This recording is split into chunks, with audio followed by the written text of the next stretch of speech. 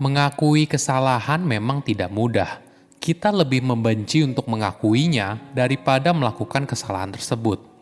Halo semuanya, nama saya Michael. Selamat datang di channel saya, Sikutu Buku. Kali ini saya akan membahas buku Black Box Thinking karya Matthew Syed. Sebelum kita mulai, buat kalian yang mau support channel ini agar terus berkarya, caranya gampang banget. Kalian cukup klik subscribe dan nyalakan loncengnya. Dukungan kalian membantu banget supaya kita bisa rutin posting dan bersama-sama belajar di channel ini. Buku ini membahas kenapa banyak orang tidak belajar dari kesalahan dan terus mengulang kesalahan yang sama. Tentu saja tidak ada orang yang ingin gagal, namun di dunia yang serba cepat dan butuh pengambilan keputusan yang dinamis, kesalahan sangat sulit dihindari. Kita pasti melakukan kesalahan dari waktu ke waktu, tapi apakah kita bersedia mengakuinya? Ternyata tidak semudah itu. Kita justru lebih membenci mengakui kesalahan yang dibuat daripada membuat kesalahan itu sendiri. Coba kita lihat dari perspektif yang lain. Coba bayangkan berapa banyak kesalahan di masa depan yang bisa kita hindari apabila kita bersedia mengakui kesalahan di masa lalu dan belajar dari kesalahan tersebut. Saya merangkumnya menjadi 3 hal penting dari buku ini. Pertama, kenapa sulit mengakui kesalahan? Anak-anak punya kecenderungan untuk sulit mengakui kesalahan. Mereka biasanya menyangkal ketika berbuat kesalahan, misalnya mencoret tembok, bahkan saat buktinya begitu jelas. Pertanyaannya, apakah perilaku kita berbeda dengan saat kita masih kecil? Ternyata tidak. Secara umum, kita enggan mengakui kesalahan. Bahkan kita lebih kesal untuk mengakui kesalahan daripada membuat kesalahan itu sendiri. Pada tahun 1984, tes DNA bisa digunakan oleh jaksa untuk membuktikan kesalahan tanpa keraguan. Namun tentu saja, teknologi ini seharusnya juga bisa membuktikan sebaliknya, sebagai data pendukung seseorang tidak bersalah. Namun sayangnya, kenyataan tidak seperti itu. Dalam banyak kasus, penegak hukum tidak mau mengakui hasil dari tes DNA tersebut karena mereka tidak mau mengakui kesalahan yang mereka perbuat di masa lalu. Ada contoh dari kasus Juan Rivera, seorang remaja 19 tahun dengan riwayat penyakit mental. Pada tahun 1992, Juan dituduh memperkosa dan membunuh seorang gadis berusia 11 tahun dan dijatuhi hukuman penjara seumur hidup. 13 tahun kemudian, tes DNA membuktikan bahwa Juan tidak bersalah. Tetapi jaksa tidak mau mengakui kesalahan di masa lalu dan butuh perjuangan 6 tahun lagi hingga akhirnya Juan bisa bebas dari penjara. Kita mungkin penasaran, kenapa sulit sekali mengakui kesalahan? Hal ini disebabkan ketika kita mengakui kesalahan, ternyata hal ini melukai harga diri kita, apalagi jika berhubungan dengan sesuatu yang penting. Kembali ke kasus Juan Rivera, para jaksa yang menangani kasus tersebut belum tentu merupakan orang yang jahat. Mungkin saja mereka berusaha sebisa mungkin untuk menutupi kesalahan masa lalu. Bagian tersulitnya adalah mengakui kepada diri sendiri kalau diri mereka melakukan kesalahan yang fatal. Apalagi membuat anak berusia 19 tahun yang tidak bersalah di penjara seumur hidup. Pola pikir ini yang membuat seseorang sulit berubah atau bahkan sebuah organisasi tidak berubah. Coba gunakan perspektif yang berbeda. Ketika kesalahan muncul, entah itu kesalahan pribadi atau manajemen di perusahaan, itu tandanya kamu punya kesempatan untuk memperbaikinya. Misalnya seperti ini, ketika kamu bermain basket, lalu kamu melempar bola ke ring tapi tidak masuk, secara teknis sama saja kalau kamu gagal kan? Kamu tentu saja membuat kesalahan.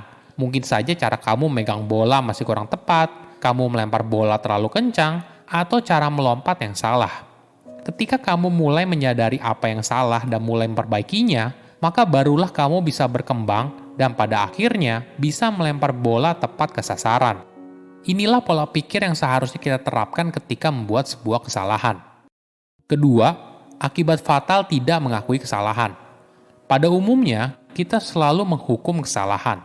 Langkah ini mendorong perilaku menyalahkan orang lain atau bagi si pembuat kesalahan, secara naluriah dia akan berusaha untuk menutupi informasi berharga yang mungkin saja dapat menjadi pembelajaran dan solusi untuk mencegah kesalahan yang sama di masa depan.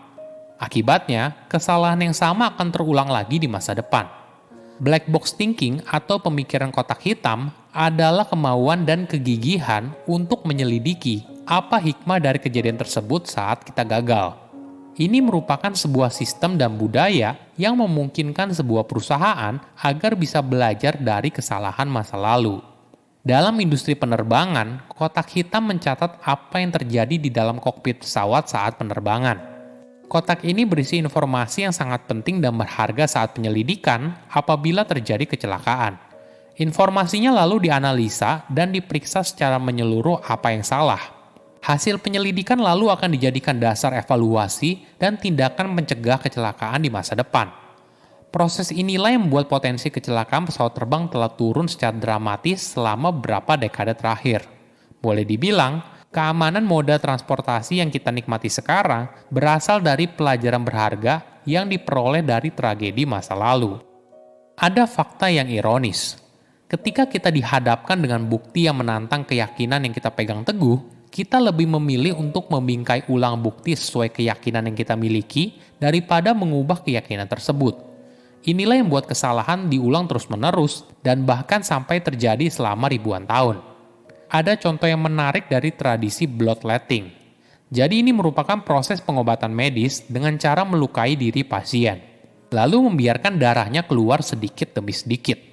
Hal ini berdasarkan pada kepercayaan zaman dulu yang mengatakan kalau seorang menjadi sakit karena proporsi darah yang tidak berimbang dalam tubuhnya.